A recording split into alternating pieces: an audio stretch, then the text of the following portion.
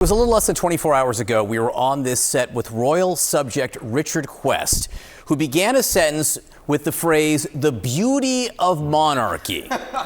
And then Richard was concerned about how that line might sound to my American ears. With us now, CNN chief data analyst Harry Enten. This isn't about me and my ears, but American ears. The beauty of monarchy. How much beauty do Americans see in monarchy? The Americans do not see very much beauty in monarchy at all. In fact, they may see some ugliness in monarchy. What are we talking about here? Okay, Americans who say a U.S. monarchy would be a good thing.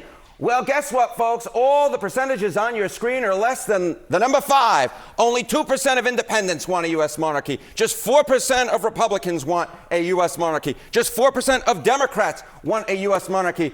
To put that into some perspective, 12% of Americans believe that the U.S. faked the moon landing back in 1969, and we're talking about a third to a sixth of that percentage who say that the U.S. monarchy would in fact be a good thing. They believe that William Daniels played John Adams back in the film 1776 for a reason. They do not want a monarchy here in the United States of America. Right, and then props to the independents here, yes, outshining both Democrats and Republicans on this subject. How do Americans feel about royal news in general, which gets a lot of coverage? A lot of coverage, and Americans are just like, enough of this stuff. What are we talking about? Okay, we're talking about Americans on UK royal news. Look at this. Just 32% of Americans care. 63%, to quote Stephen A. Smith, we don't care. We don't care. We've had enough of the royal news. The bottom line is this. When you're talking about more than 3 in 5 Americans saying, you know what? Go to another channel. Go watch the BBC if you want some royal. I don't believe you. Surely Americans watch these big royal events that get broadcast in full across every major network. Yeah, okay, you don't believe me, John Berman, but it's in the numbers, baby. It's in the numbers. Look at this.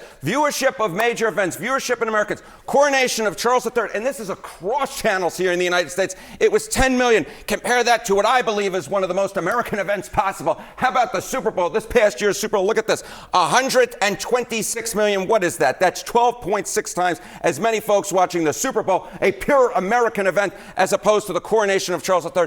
I will note, of course, that this was early in the morning, but of course it was across all the major channels too. So I believe that this is a just comparison. I mean, this was just on one network. This was on just one network, and this was on what, like 5, 6, 7, 8 networks? But the Americans have had enough, and the bottom line is this. His mother had, what was it, like triple the audience for her coronation, so interest is declining as well. I'm kidding. I can feel my phone going off now already with concerns perhaps over this segment, but I will say we won the revolution 250 years ago, and we won the viewership battle again here. That's exactly right. 250 years, baby. Yes, Paul Giamatti as John Adams. Tremendous. Okay. I cannot help noticing the readjustments to the East Wing, Mr. President. Following your visit to Windsor Castle last year. And I'm sorry to say that we British, of course, made our own small attempt at real estate redevelopment of the White House in 1814.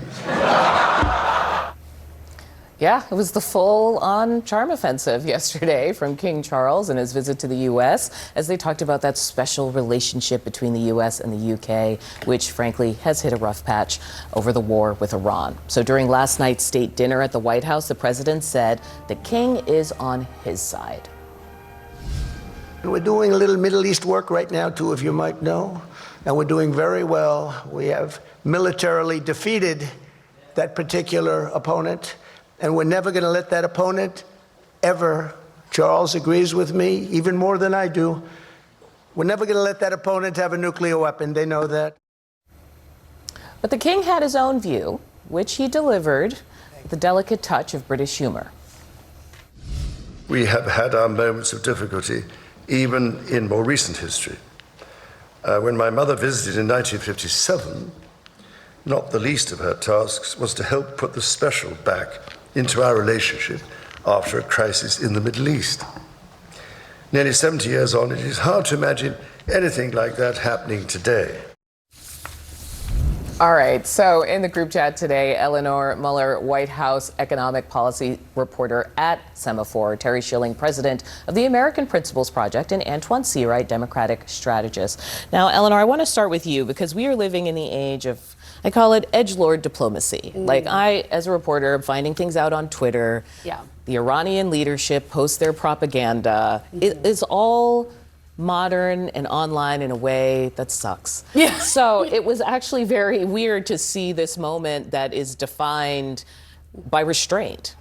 Yeah, we saw Trump opt out of a lot of things in the last couple of days that he normally does. He did not, for example, while the king was here, bring reporters into the Oval Office to field questions on every topic imaginable like he usually does. And so clearly he's walking a very careful line for him as far as mending this relationship with the UK. And that's what we heard from Republican senators all week that they want. You know, the number one thing they said they hoped would come out of this was an improved relationship. Oh, from Republican senators, you heard this? Oh, yes. Yeah. Oh, no, say more. What are they? Because obviously this relationship has been damaged with Keir Starmer's response to the president's requests when it comes to the war on Iran. Exactly. And there's even more than that. You know, there's Trump's attacks on NATO. There's the administration's accusations that the British government is censoring conservative voices. And I was speaking to Senator Collins yesterday. She was getting in an elevator. She was asked, what do you want to see out of Trump's visit with the king? And she said, you know, mended bridges, improved relationships. And so we'll see whether or not the camaraderie that we've watched in the last 24 hours actually lasts beyond this week. Although there were some CNN reports with leaked comments from a British ambassador saying the U.S.'s only special relationship is probably Israel. And I thought that was a very telling kind of thing to leak, right, ahead of this meeting, just knowing how sources in Washington tend to operate. Well, look, Audie, I think the United States and the UK have a 200-year friendship. It's spanned that course of history, and it's going well. And I think yesterday was a good reminder that it seems not going well. It seems like if you're Keir Starmer, you're like, this is not going well. I understand. Okay. But what you just said about the online edgelord discourse is everyone wants to build hysteria. Every little disagreement is going to be a mountain out of a molehill. And I think it's really important to reflect that we have a 200-year relationship with the UK. They are our greatest ally, period. No one comes close. And I think it's important just to know that you have friendships, you have relationships. There's going to be ups and downs. You're going to have disagreement points. This is one of those disagreement points. President Trump's right to keep that. Because during the speech, I was sort of had my eye on J.D. Vance because he's always going to Europe and going to the UK and being like, this is a horrible place. You have no free speech. Like, everything is bad here. And it was interesting because Charles and the monarchy, fundamentally, it's very limited, the power that they have. Yes. And yet the White House, they see something else. Speaking of the trolling, here's the White House Twitter feed where it says, 2 kings.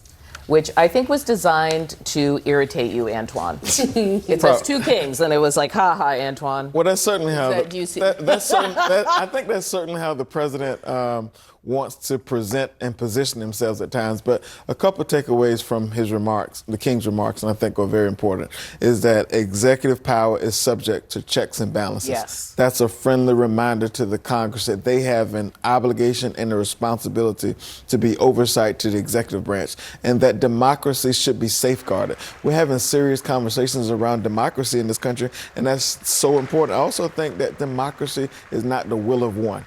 Comments from the king.